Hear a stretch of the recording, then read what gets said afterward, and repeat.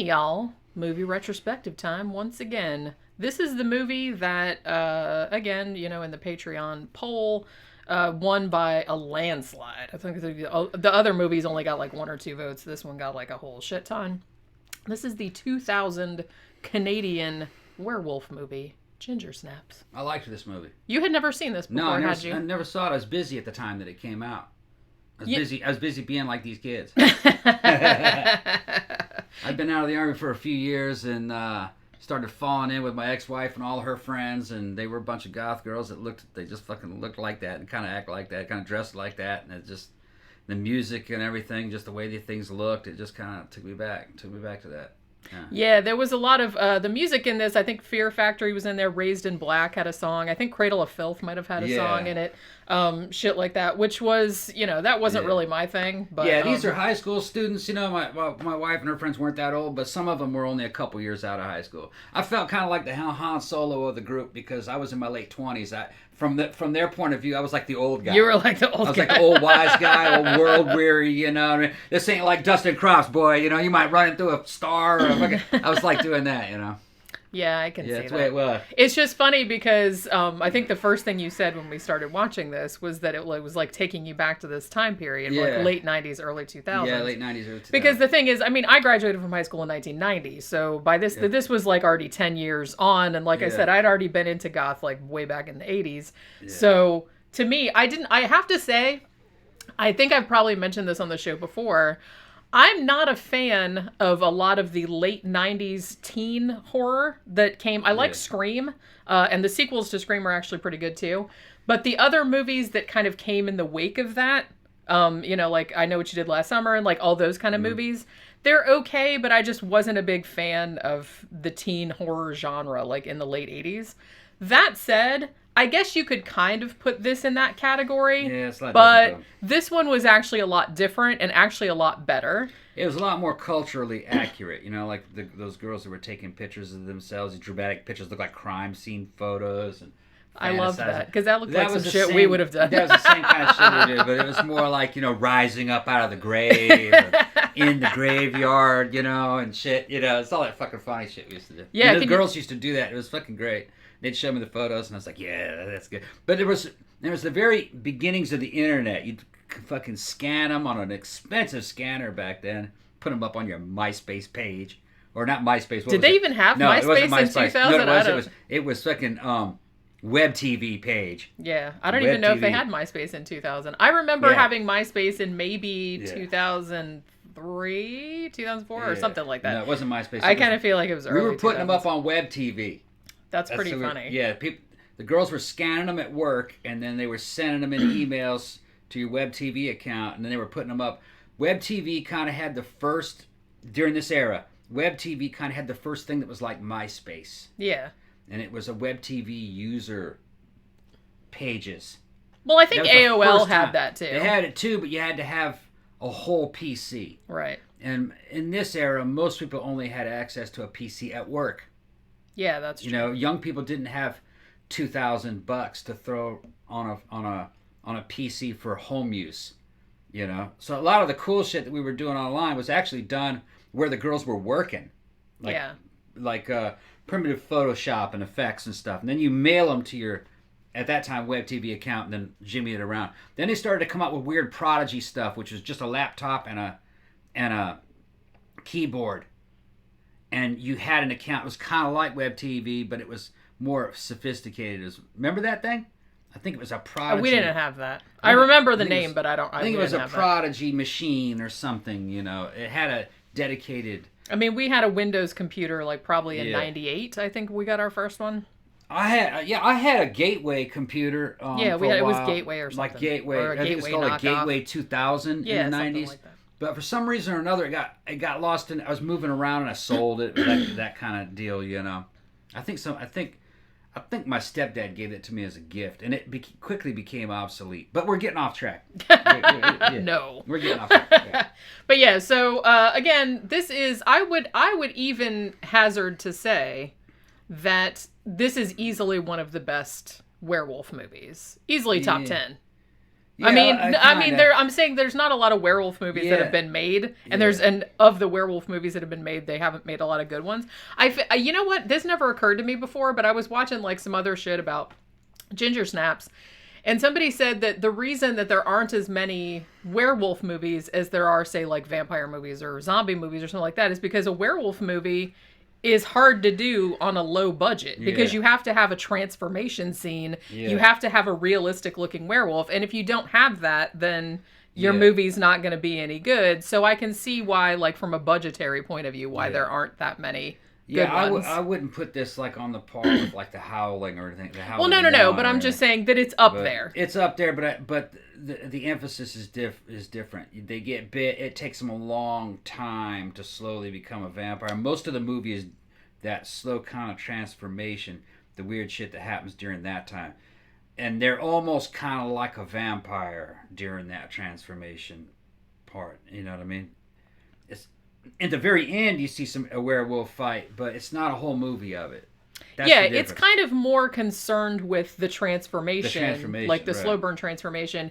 And it's also very obviously making the parallel between Ginger's werewolfery and her puberty. You know what I mean? Yeah.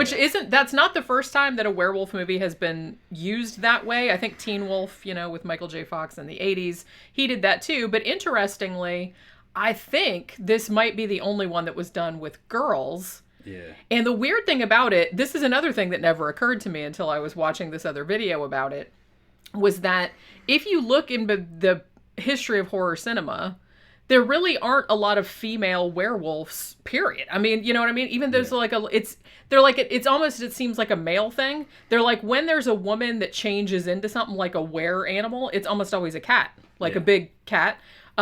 Just because I guess cats are seen as more feminine, I suppose, than wolves are. So I think this might have been like the first one, for sure, the first like well-known one that actually used female puberty, female sexuality and stuff like that to explore and use the werewolf myth to explore that. So I thought that was kind of interesting as well. And I have to say that I had seen this movie a couple times. Interestingly, here's another thing I didn't know because I said it was Canadian. It played in Canadian theaters. And please correct me if I'm wrong, but I'm pretty sure it wasn't released theatrically in the United States. I think it was released in some other countries. Like, it did pretty well. I think it only cost $4.5 million to make it. So I'm pretty sure it did make its money back. And they've actually made 2 sequels to it, like Ginger Snaps 2, obviously. And then there was a third one called Ginger Snaps Back that I think was a prequel, except it was kind of like, it was the same 2 actresses, but in the 1600s, except it was almost like a remake of it, except it was in the 1600s. You know what I mean? Yeah, I'd like to see them. I have never seen them. The second one, I don't think I've ever seen the second one. The second one gets like a lot of mixed reviews because they did like continue the story with Bridget, who was, Ginger's sister. And they continued with the whole monk's hood thing. You know what I mean? Like the plant that they, boiled down and they made like a werewolf cure out of it. But in the second one, I think they're positing that it doesn't work or it's not completely effective. So Bridget, who got turned into a werewolf at the end of the first one, or at least had mixed her blood with Ginger's blood, and you would presume that she would have taken the cure. But that, I guess in the second one they're saying that it didn't work. I just wish I would have seen this in 2000. It was one of those ones that kind of like it. Like I said, I don't think it was theatrical, but when it came out on video, like it started getting like a lot of word of mouth and a cult following. I'm wondering if I had seen this in 2000, whether or not I would have approved of it back then. Would I have just seen it as just like everything else, or would I have said, "Oh, that's kind of I look at it now, looking back on it, I go, man, that is a very culturally accurate movie about the way we were back then. Yeah. That's the way it was. Yeah. And they captured it perfectly.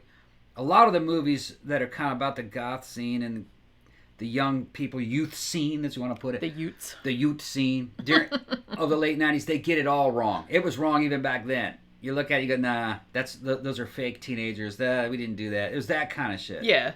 Another one that was really accurate was Gypsy 83.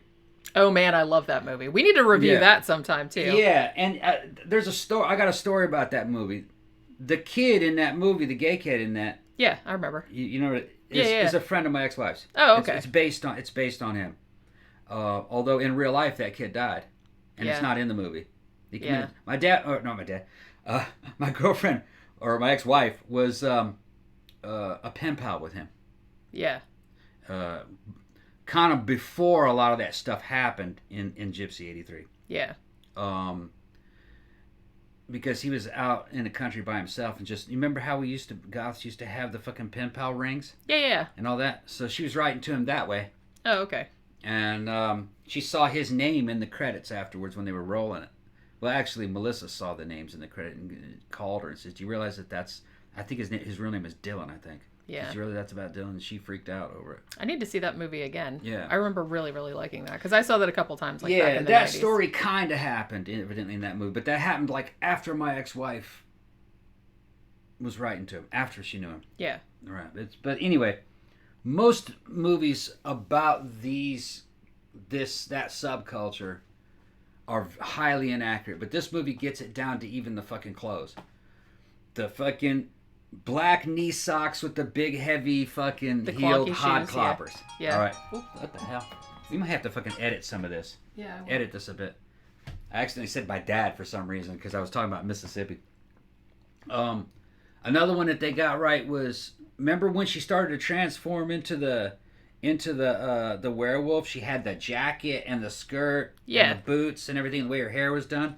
That was exactly the way goth girls from that era looked in that year and a few years before that, with the exception with she was wearing more brown earth tones to be more like a werewolf. Yeah. The goth girls was all black and gray and white to look more vampiric. Yeah. But it was those same kind of furry looking little jackets and the same boots. Yeah, I remember that. There's and the same hair with the colored stripes in it. It was just perfect for that era, and that's how it looked. And seeing it reminds me of how good it looked. Yeah. That's about time for that look to come back. It looked really good. You could get away with wearing that nowadays. Yeah. I don't think anybody would look sideways at you. No. It's not crazy looking. No.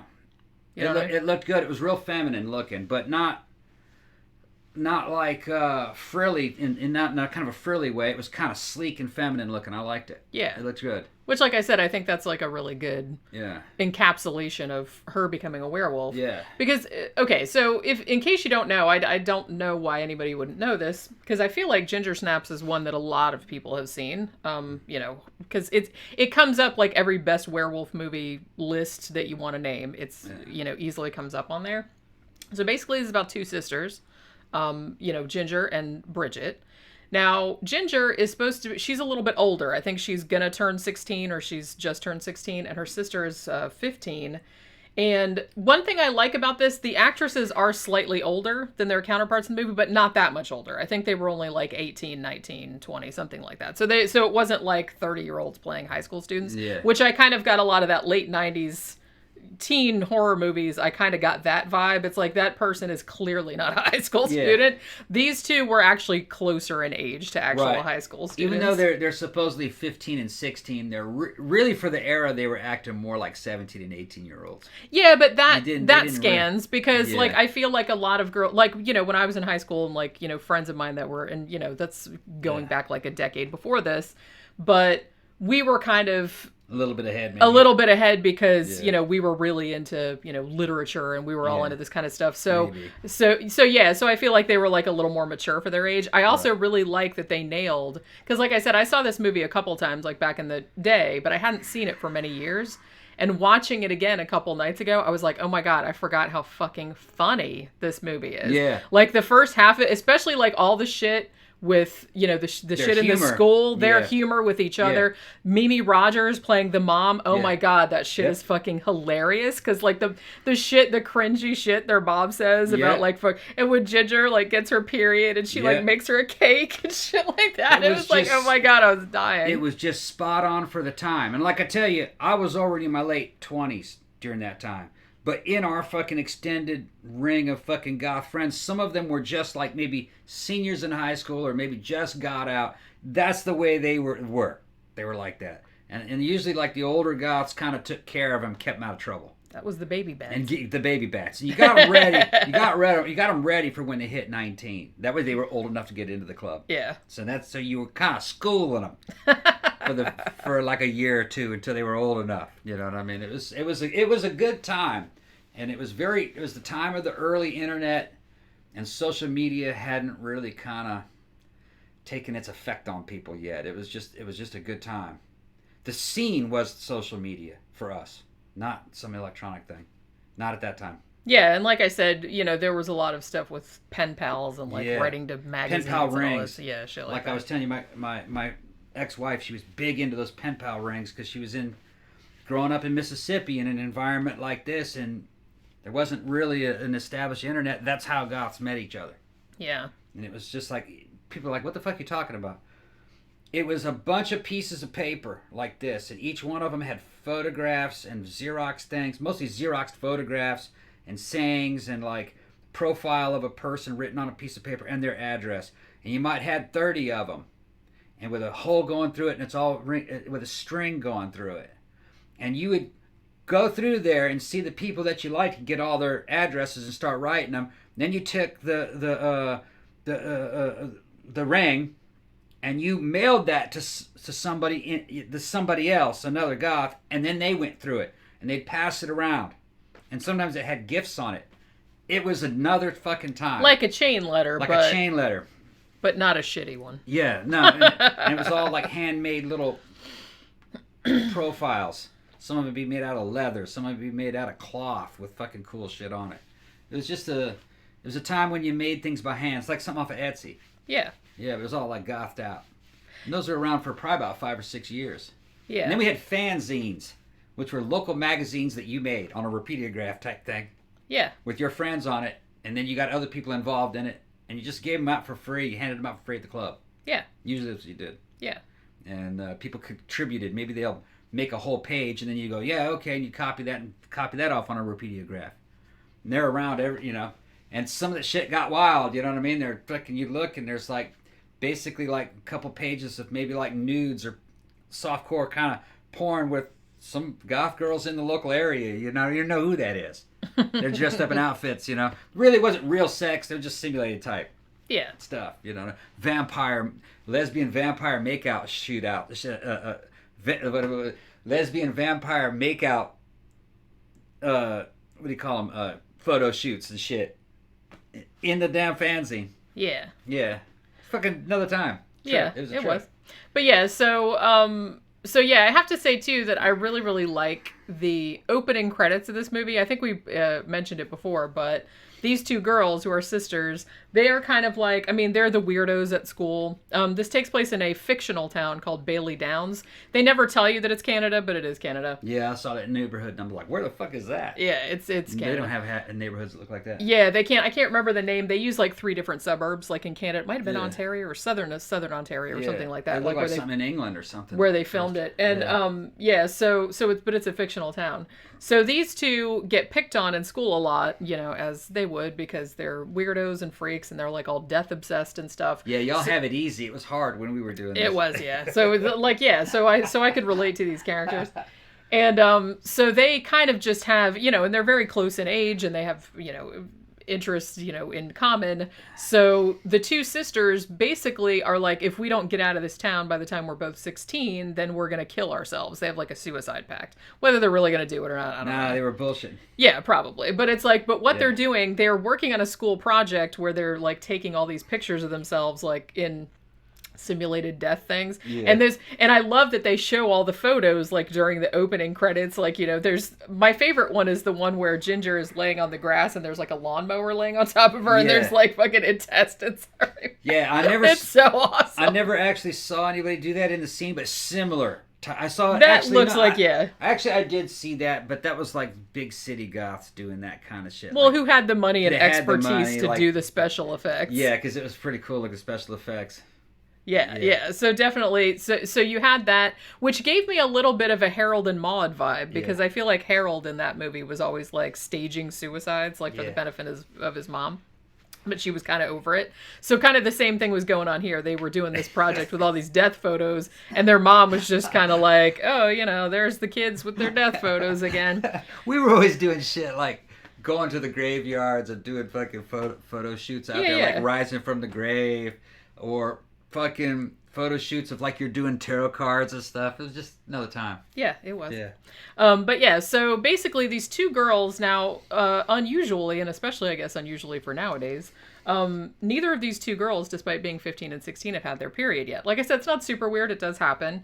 But it's almost kind of like they don't want to get their period because they don't want to be adults. They don't want to like have this responsibility, I guess. Or they, you know, they just kind of want to stay with each other and they don't want to like go, they don't want to run off with boys and they don't want to do that. Well, I think my interpretation is that they really weren't into fucking boys yet. They were too shy about it.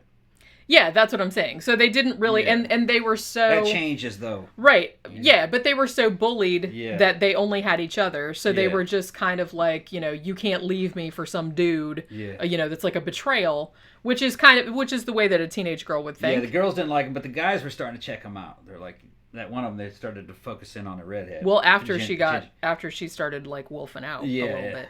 Well, no, even before that, remember, her period was coming and she was like... Her back was hurting, and the guys were watching her, and she goes, "You got a nice rack."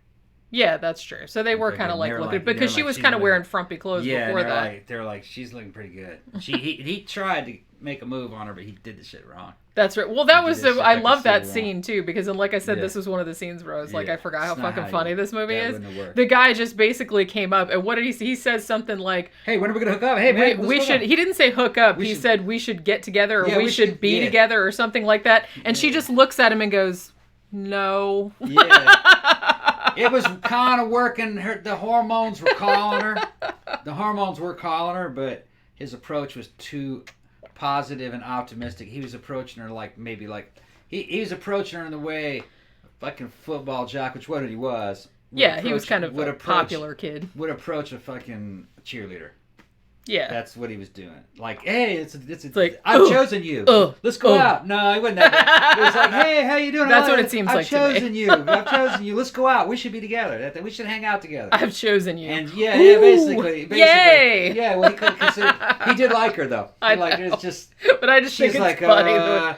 She was thinking about it, but she's like, nah. That's not how you approach goth girls. You didn't do it back then. That's not how you did that shit back then. Well, and the thing too is that being in the goth scene and being like having these kind of normal people come to the goth bars and they would try to pick you up because they don't know how to act because they have a weird fetish, I guess, like for goth chicks, and they think like you're into this weird freaky shit and they're just like, ooh, I'm gonna try that out, and it's like they don't understand that we've had that happen like for years and years, like millions of times. Back in those days, fucking goths met other goths by going, those are some fantastic shoes. God, those shoes are awesome. Either that or you had like a really cool band shirt on that they were really into. It couldn't be a lie. It had to be true. Yeah. I was like, man, I like those shoes. Because usually that was the most expensive thing a goth girl had on was shoes. Yeah, and they saved up for like a really long time. So either that or corsets. You can get cheap corsets nowadays, but back in the day they were really expensive. It depended on where you met her. In a club, she might have a corset, but if you just met her around at school or something like that, not that many people wore corsets at school because it would just be shoes. Daytime encounter would be like shoes. Yeah. She says, I like your shoes. Because then she knew that you knew the deal. Yeah. Yeah. Yeah, she's like, yeah, these are my new rounds. And if you were dressed, they cost $400. If you were already dressed up, sometimes you could say that shit. Because you're wearing your shit, you had the right to say that shit. Those are some good shoes. She goes, thanks, you're looking good. You know, it wasn't as long as they were on the same level. As long as you were on the same level with that girl, it wasn't hard. And like I said, as long as you weren't like making it like she was just. It wasn't a pickup. A fetishy. Yeah. Like, it's like, ooh, I'm gonna get like. I'm gonna teach these people how to pick up goth girls, man. Well, it's too late now. You've already said it. No, it did. Well, no, you had to be a goth. If you were a goth, then you were a good one. Yeah, it wouldn't work. It wouldn't work if you were like some no jock-looking motherfucker. No. That wouldn't work. No, they had their defenses up for that. Yeah, big time. Yeah, still do. But yeah, so these two sisters, like I said, they haven't had their periods yet. But Ginger starts getting that back pain, and that's another really funny scene where they're all around the dinner table, and like she's like, God damn it, and it's like the mom's like, where is the pain at? Is it right here? And she's like, yeah, I guess. And she's like, oh, you're getting your period, yay! And then like the dad is over there just kind of going like, I'm eating, oh my God. And it's like, that's one of the things that cracks me up about this, because I feel like a lot of movies, they don't really talk about, girls' periods. And it's just fun. It's very, very funny to me when they talk about it really matter-of-factly in a movie and how uncomfortable it makes people. And they're also kind of like making a joke about that the dad being like really uncomfortable about it and shit. But even the girls themselves are kind of uncomfortable about it because they go to like the fucking, after Ginger gets her period and then gets bit by the werewolf in what is actually a very good and well edited scene. They don't show the werewolf too much. It's just kind of like drags her around and like chops her up or, scratches her and bites her and stuff. And when she starts wolfing out, she doesn't want to believe it. So she thinks that it's all having to do with the period because she's like, oh, I'm growing hair, like this coarse hair out of this like cuts on her shoulder and stuff. And, so the sister, Bridget, like pretty much immediately knows that it's got to be a werewolf, but Ginger doesn't believe it. So she goes to the school nurse's office and like the school nurse is just like talking about the periods, like talking about how they work and everything like that. Yeah. And the two girls are just like, they're like mortified. And it's just like so funny to me. But yeah, so Ginger, like I said, she doesn't really believe she's turning into a werewolf, but Bridget does. And I think this is cool too. Like Bridget actually has an ally in the form of this dude named Sam, who I guess he's like older, because he goes out with that school bully girl who I think her name's Trina in the movie, like that bitchy girl. And he's like the drug dealer, like the school drug dealer. And he actually hits the werewolf with his car, like shortly after it bites Ginger. And he is pretty sure that it's a werewolf, like not only because it kind of looks like a big wolf, which obviously they don't have around there, but also he notices that the penis of the werewolf is circumcised. Yeah, that's funny. So I was like, I thought that was a nice touch that like that's how that thing was circumcised. That was a man. Yeah, that's how he knew it was a werewolf. Crazy photos we used to take back then. That was from that time. That was me from that time. Yeah, there you go. That's the kind of shit we used to do. And they like talked, Gary Newman. Yeah, and they talked about this kind of stuff. It was just accurate for the time. I mean, that's the way the girls looked back then. And the way they show the werewolves, it's the same way. So I just liked that era of fashion. And they got it right. Yeah, because like they weren't, they weren't super dressed up or anything, but obviously because they weren't old enough to go to clubs, they were just going to school. Yeah, a lot of it was just like that. Yeah. And that's the way it looked.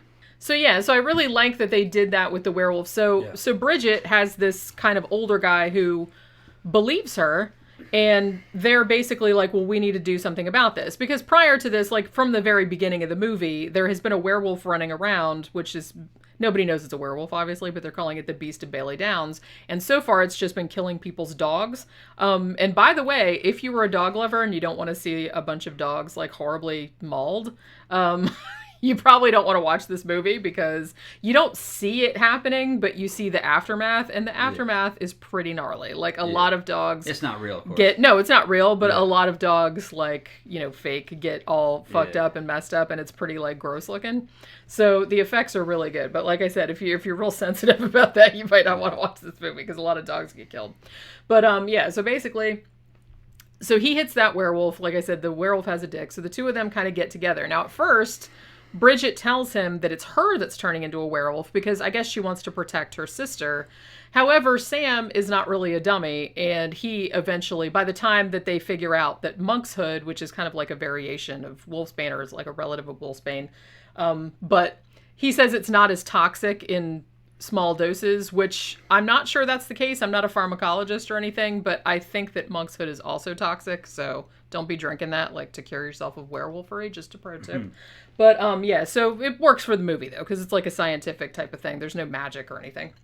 Yeah, and the guy that's doing this is kind of, if you ask me, he's kind of like a stand-in Christian Slater. He was kind of reminding me He looks a lot like Christian Slater, yeah. And I think he was in maybe some of this director's other movies. John Fawcett directed it, by the way, who actually went on to do the very popular British TV show Orphan Black.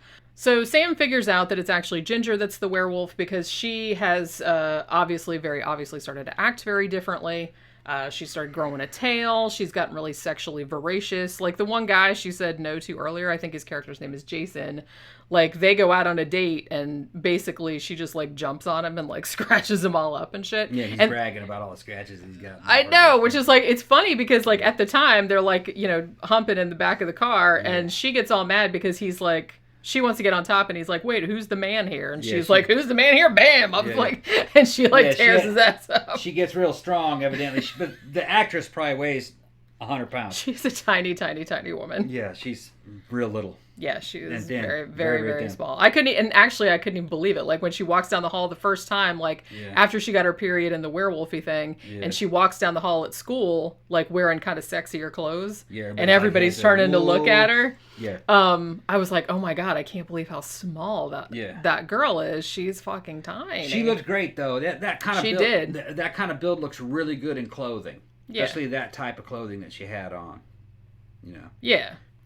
It's not that full figure fucking porn star fucking look, but as far as modeling clothing, that's a really good build. Yeah. For that. But yeah, she's super, super small. But it goes on that Ginger, you think that she killed Jason like during the date where she tore his ass up and everything. But it turned out that she just killed the neighbor's dog. However, she does end up killing Trina later on. And I can't say I feel too bad about that because Trina was kind of a twant. She infected him, though. She infected him, yeah. And he's, He didn't take it too well. No. Broke out in a bunch of zits and started acting like a psycho. And started peeing blood. Yeah. Yeah, he didn't know what was going on, really. My pen exploded. My red pen. Yeah. And he started to, grow a tail. He knew something was wrong by then, but... He got killed, I think, didn't he? No, he did not. What ended up happening with that is, remember that Bridget and Sam had the syringe with the monk's head? Yeah, that's right. They cured him. And she was going home to try it out on Ginger because she had locked Ginger up. However, Ginger had escaped. When she was going back out, she ran into Jason. So she said, oh, I'll try this out on him beforehand so I know that if it's going to work or not. And it seemed to work. They didn't really... Well, that's what's kind of interesting is they left that kind of open-ended. Like you assumed that it worked because she put it in his neck, and then he seemed to act normal again, and he's like, I gotta go to class or whatever. Yeah. But then as it goes on, she never does. She's gonna give it to Ginger, and then there's all this other stuff. Like I said, Ginger kills a couple other people, and Bridget to get Ginger to come back to the house with her so she can administer the rest of the cure. She actually cuts her hand open and mixes her blood with hers. She's like, look, I'm a werewolf too. Now you have to come with me. Now we're together forever, just like we said we were going to be. So, but then Sam kind of fucks it up because then he hits Ginger in the head with a shovel and she's like, you dumbass. It's I did that to get her back to the house because I had more stuff at the house. But she doesn't end up taking it. So what ends up happening at the end, and like I said, this came out in 2000, this was 20 years ago. If you haven't seen it, spoiler alert, sorry, but... You know what I'm saying? So what ends up happening at the end is that Sam gets killed because he's like, well, I'm going to go, give her the cure. But, Ginger is not having that. And at this point, Ginger is full on werewolf. And she looks and like I said, I like that the werewolf design, you can tell this was a lower budget movie. But the werewolf still looks pretty good. Kind of like the one out of Werewolf in London. In the end, it's kind of broad, down on all fours. Yeah, but not furry. Not furry, no. It's almost kind of like they made it not furry, which I thought was kind of an interesting choice. It's like a wolf. It's like a human shaped more like a wolf, but no, not hair, not hairy. It's weird. Because some of the close-ups that they used, I think, were a puppet, but I think that one was. I mean, that one was a puppet too, but I think it was puppeteered. Whereas, I think the one in the bed is. I actually think I kind of would have preferred a wolf, something out of fucking Howling, something that stood upright, but. This is what they chose to do. Well, that's what I mean. You can't, right. I know that a lot of werewolf movies, they have a stand-up werewolf because I guess that's just easier to do.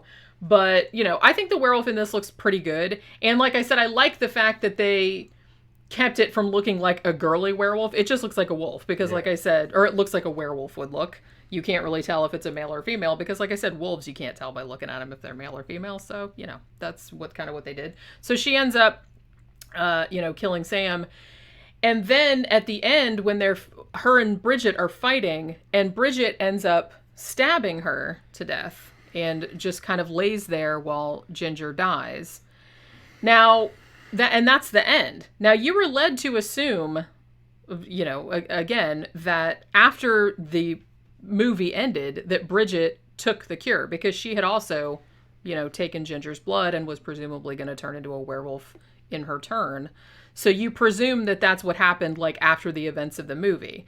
Although, like I said, in the sequel, it turns out that the monk's hood worked, but it was only temporary, or it didn't work all the way, or something like that. So she had to, like, do some other shit. Like I said, I haven't seen the second one. I just kind of, like, read the plot synopsis, or I heard somebody else talking about it. So they do kind of, like, clear that up.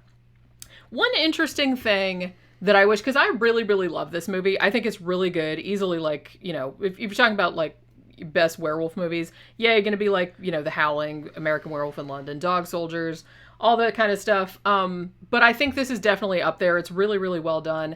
And it's one of the very few that has a female werewolf in it, which I thought was really cool. I really liked the whole puberty as werewolf transformation thing. They did a lot of funny gags with that, like at the beginning, and like I said, I forgot how fucking funny this movie was.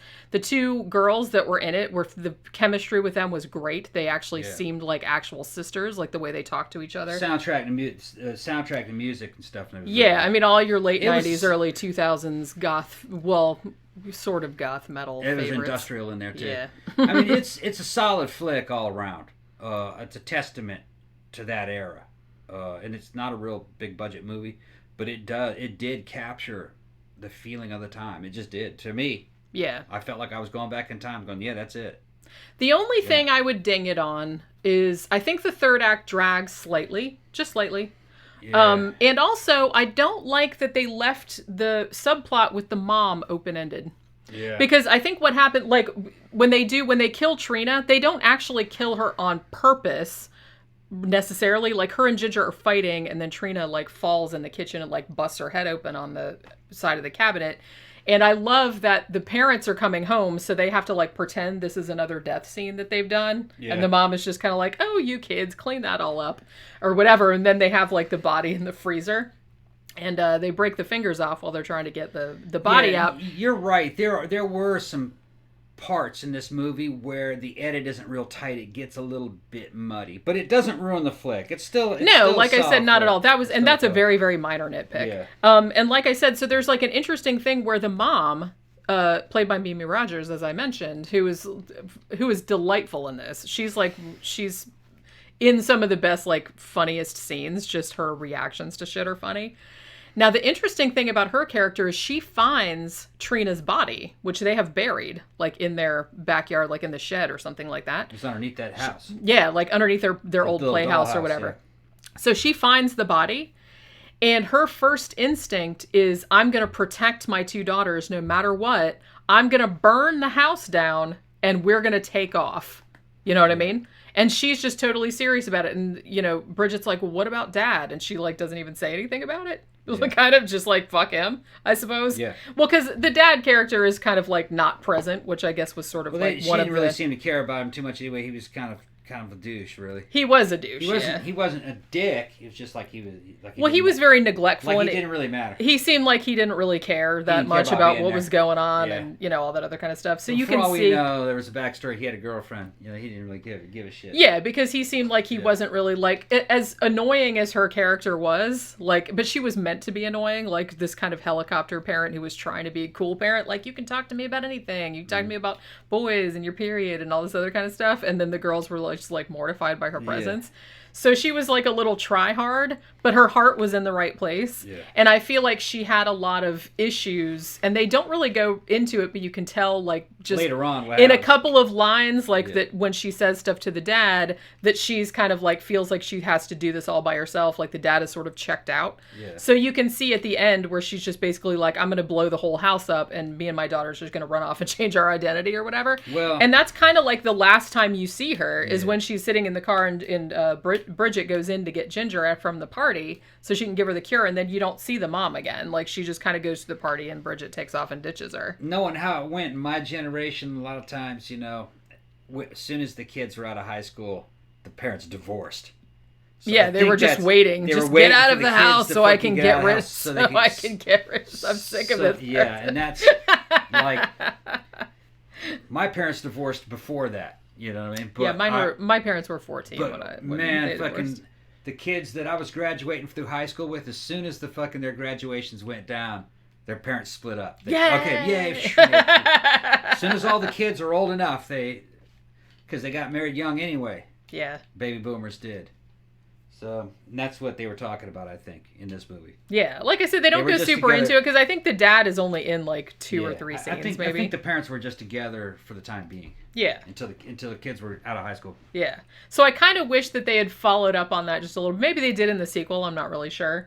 But like what happened with the mom? You know what I mean? Like what happened when she got home and found Bridget with this fucking dead werewolf that used to be Ginger. Like, I guess that's a sign of a good movie because you're wondering, like, what happened, like, after the credits rolled. Like, what happened to these people? Like, what was the mom's reaction to that shit? Because I would have loved to see that. But yeah, that's, like I said, that's a minor nitpick that they just kind of, left that dangling. But other than that, I really, really like this movie. And like I said, one of the very few female werewolf movies, which I think is really cool. I found out that they are actually, as of October, which is only a couple months ago, they're talking about making a series out of this. So we'll see how that goes. Series, maybe. Yeah, it actually might make a good series. Yeah. Because I like the mythology that they use with the more scientific thing of the werewolf. They don't explain where the first werewolf came from, but the stuff about the monk's hood and, being a cure and maybe not working as well. So I feel like there's a lot you could do with that. I'd be interested in seeing the series. I think the series would be better if it was back in the 90s or the fucking 2000s. I'm kind of hoping they set it back then, because that's before social media and cell phones. I mean, they had them, but not only rich people had cell phones during that era. Well, not rich people, I guess. Well, they were just not really, they just weren't widespread. They were still expensive. Yeah. They were big. It just really wasn't worth it. Kids didn't have them. I think it would be better if it's in modern times. It probably, I don't know. Yeah, for me, the appeal of this movie, a big part of it is the era. Is the era that it was made. Yeah. And I do feel like, well, that's the thing. I do feel like when they've remade properties like that, I think the shitty ones are the ones where they tried to update it, but the best ones, I think, are the ones where they kind of set it in the same era. Yeah. And as I said, I think lately, it's just easier. I guess it's not easier from a production design standpoint, but it's easier to write a horror movie in olden days when you don't have the access to GPS and cell phones and you don't have all this stuff that you can fall back on. Yeah. You know what I'm saying? No internet. Yeah, no internet, no nothing like that. So I think it makes things like a lot more complicated. So I think that's why you see a lot of horror movies made nowadays that are set back in that era. The late 90s, early 2000s was just, for you youngsters, man, I'll call you all youngsters. For you youngsters, it was just a totally different era. Totally different. I mean, you were just very low information, which in some ways there was a lot more mystery in life. You really had to work hard to find information, so it was more rewarding when you found it. But you were mostly, researching something on the internet we had back then. You weren't going to find it. It was going to be something in books. Yeah. And books were fucking expensive and big, and you had to go to the library or you had to order one, and then it was the book was kind of out of date anyway. So the flow of information was slower back then and less. There's a lot of misinformation now online, but at least it's coming faster, and you can whittle it down to what you think probably more what happened or what the right thing to do is. Not back then. You had to kind of rely on friends and instinct and intuition, which was it's like, well, I read this thing in this book, so it must be true. But it's like there was no way you'd have to stumble across. They're like, no, that's actually not true. Like in some other book that you happen to read. And you had to ask one of your older trusted friends, what do we do with this? And he did, well, let me see. And that was the position I was in back in those days. You'd have teenage people, 18, 19 years old. Tom, what do we do about this and that? And I'm fucking going Han Solo. You never want to, and I'm fucking 27, 28. I'm sounding wise as fuck. Well, to a nowadays teenager, they just go online and look. Everybody just looks up everything. Just look it up online. So, like I said, it makes things a lot easier. Right, and putting a horror movie in modern days. It can be done. It's been done. I've seen a lot of really good, horror movies set now, but it's best in outer space where you're isolated, where you have technology, but you can't call for help because you're in outer fucking space. Yeah, I feel like shit like that. It depends on what kind of horror movie you're making, but I do feel like nowadays they always have to come up with some idea, like they have to come up with some excuse why people can't use their cell phones or they can't use the internet. Like, oh, there's a blizzard and or everything's out, facility. or you're in an underground, or you're out in the middle of nowhere where there's no Wi-Fi or something like that. There always has to be some reason why you can't use it. Yeah, because it just makes everything so easy. Yeah, you can't set this in a suburb now. So every suburb and every person has a fucking cell phone. Yeah. And like you would know, and if there was a werewolf running around a suburb like this, everyone would know like immediately because everyone would film it. Yeah. Everyone would film it. And you'd know what to do about the werewolf because you just Google the shit. How do you kill a werewolf? Although I think even now, like even back then, people knew that kind of shit. Well, you got zombie movies where they don't even know to call them zombies. See, that bothers me. I'm like, everybody knows what a zombie is. You have to figure out how to shoot him in the head to kill him. Yeah, it's like every movie. It's like, do we really have to go through this again? Everybody knows how to kill a zombie by now. Come on. That's why if you're going to do that, set the movie back in like the 1800s or something when people actually didn't know what zombies were. Right. All right. So anyway, if you have not seen Ginger Snaps, which like I said is very hard for me to believe, it's actually... I didn't see it. That's true. You hadn't seen it. I didn't see it. But you're not like a horror dork like a lot of people. Yeah, I was busy at this time, man. We were fucking New Orleans, and in New Orleans fucking partying and shit, man. We were making movies like this happen in real life. In the goth scene down in Crystal and shit. Crystal and fucking... never mind. Crystal and the convent. But yeah, so if you want to watch it, it's on Shudder in the US, and I think it's also on Tubi, if I'm not mistaken, so if you want to watch it for free. But yeah, it's a good movie, like I said, good special effects, good characters, and, it's just a funny movie all around. So we'll see you on the next movie retrospective. Bye.